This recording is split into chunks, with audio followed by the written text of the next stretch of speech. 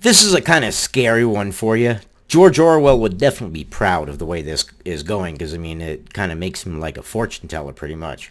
30,000 college football fans who attended the Rose Bowl were unknowingly captured by facial recognition software and run through different programs to find out if they were on government watch lists and whatnot.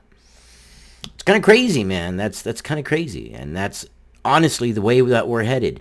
And not only that, to rub salt in the wound, this wasn't like for some government database that we all kind of expect right now. This was a crowd test, so that way they could test the software, so that way the customer could have a better experience with the software. Congratulations, 30,000 Rose Bowl parade attendees. You are officially the germs in the petri dish, if you will. You are the experiment. Why? To improve the person's enjoyment of the software that records you and runs your name as you walk by these hidden cameras. Welcome to the future. Over 90,000 fans who attended the Rose Bowl in Pasadena, California this past January were being watched before they even got to their seats because their features were captured by facial recognition software from a company called VSBLTY. Oh, how cute. Visibility. Yes. Cute. It's evil. Let's slap a cute name on it. Visibility. The next thing that records your ID is going to have some weird, like, Panda Hugs or something. Panda Hugs, all it does is record your face and your movements and where you go and what time you go there. And as fans showed up to see the Oregon Ducks take on the Wisconsin Badgers, there were 4 hidden cameras underneath digital signs near the FanFest activity area that were secretly scooping up data on those who passed by, according to 10. Yeah. And these cameras reportedly analyzed the age, the gender, if they are carrying a weapon or not, which is kind of interesting. What do you mean if they are carrying a weapon or not? I mean, 90% of people, when they're going to an event like this, if they're going to carry a weapon, it's not going to be visible. It's going to be hidden, hopefully with a concealed carry weapon license. But, human nature, I would guarantee a lot of people are packing right above the Johnson there, under the belt. I would almost guarantee it. I mean, come on now, human nature. So I'm confused on if they're carrying a weapon or not. Okay.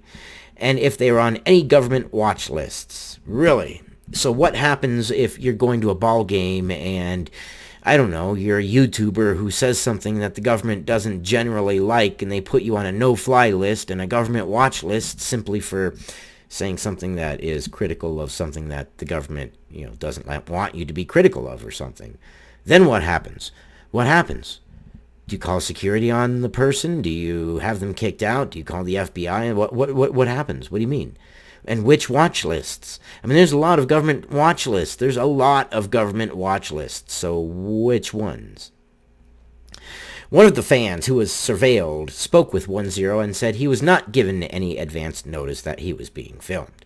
And no, and I'm sure there's the whole thing, you're on private property and that's how they can get away with it and whatnot. But this is what Benjamin Murky of California told 10 about his experience of being filmed without knowing it and being run through facial recognition and government watch list things. God, that sounds crazy, doesn't it? I actually had no idea they were using that type of tech at the game, nor was I informed that I would be recorded or analyzed by such tech. Actually, that's incredibly concerning to me. And it should be incredibly concerning to you, because if they're not going to tell anybody there, how many other places are you not being told? How do you know that these cameras that they put in above streetlights now, all those new fancy schmancy ones, aren't recording your face and running you through a whole bunch of checklists and things? I would almost guarantee they would. Why wouldn't they? Why wouldn't the authority take full advantage of the technology that they have at their fingertips? You would. Were you in charge? And you know you would. And those of you who say you wouldn't, well, you're lying to yourself. Power corrupts. Trust me. And absolute power corrupts absolutely. And when we have technology and at the push of a button you could get all the information of everybody you could possibly want, well, that's a lot of power. Visibility, based in Philadelphia, issued a statement calling the exercise, get this, an audience study, which helped obtain data that would be used to enhance the consumer experience. Okay, so here's where it is going to play out and how they're going to say it. They're going to say, well, we're just using facial recognition so that way we can target advertisement, that's all. Okay, yeah, but why would you run it through databases? And whatever databases you say you're running them through, I would almost guarantee that you are running them through more than what you're saying and not telling us. Human nature and corporate nature. Traffic count and other venue data collected, when combined with machine learning, can help improve operational efficiencies and venue logistics. But then why run it through a database? If it's just for venue logistics and just knowing how many people are coming in and out at any certain time and general traffic patterns, then why do you need the facial recognition and to run them through certain databases? That makes zero sense. No, you're lying. I mean, obviously you're lying. The pieces don't fit. Facts about fans, their habits and actions, in addition to demographic and psychographic information, will help plan audience activities as well as serve as a tool to validate the value of on-site advertising impressions to sponsors. The statement read, but where in your statement, may I ask, visibility, is the reason to run them through databases if this is just for human traffic patterns to improve the consumer experience within the ballpark? What does running them through a database have anything to do with this? And psychographic information? Okay, so you are literally having their non-verbal motions psychoanalyzed. What does any of that have to do with traffic patterns? How does being on a government watch list, which incidentally it is a lot easier to get in a government watch list than you may think. It's not this dun dun dun, holy shit, you're on a government watch list, you must be a bad person type thing. It's not. You can get on a government watch list by being on a no-fly list by simply having got on a plane one time and having had a fit because you're scared of flying, and they put you on a no-fly list because you scared the other passengers. Things like that happen. But why? Why run it through if it's just for human patterns? No, you're lying. I mean, obviously, you're lying. I am a human lie detector. You can ask any of my exes that know that, hey, I can detect a lie. A lot of times I stay silent about it because it gives me the edge. But no, you cannot lie to me. You cannot. It is almost impossible to lie to me because I see the world as a puzzle piece. It's the way I operate. It's the way I fix things. I see things as this makes this makes this.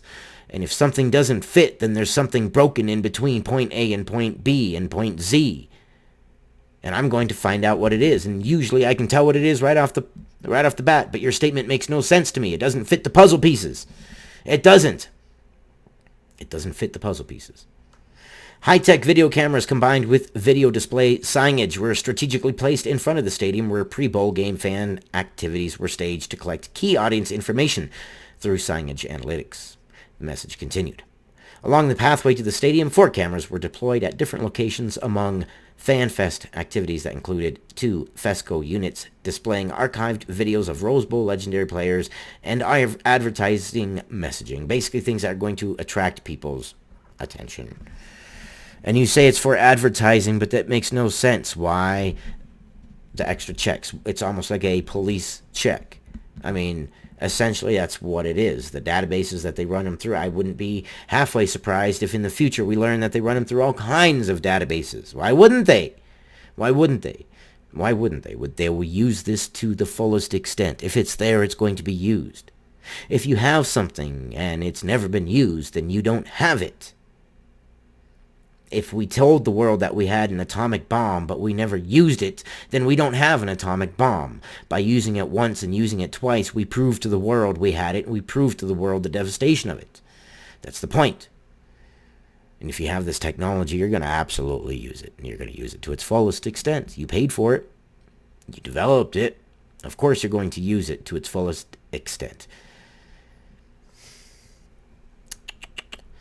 The strategic use of digital signage paired with machine learning and artificial intelligence to understand how audiences react and act is proving to be one of the most important and effective audience analytics tools for sports and entertainment venues as well as transportation hubs and other public places. the company wrote, and also for the FBI and the police and the CIA and anybody else, private security companies.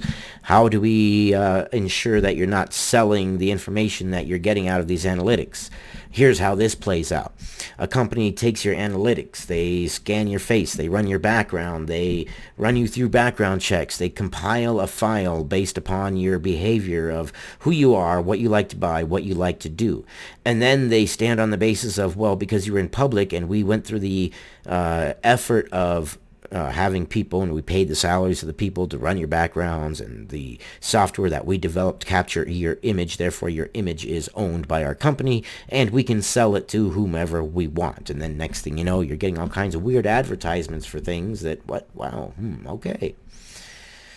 Yeah, that's the way it works. They're going to make money on both ends and on every end they possibly can. Welcome to the future.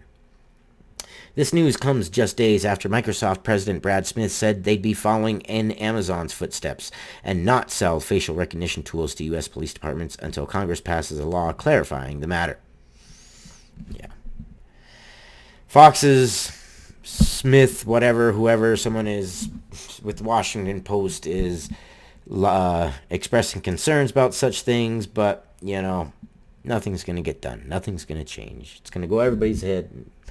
Nothing's going to change, and welcome to the whittling away of your rights. George Orwell would be proud of you. Why? Well, because even those of you listening, 99.9999999% of you, will forget this story even just tomorrow. But it's okay. I'm still going to bring you the story. Anyways, I love you guys. Work has been hell, but it's nice to talk to you. I'll see you guys on the next one. Stay safe. Stay hydrated. I love you guys.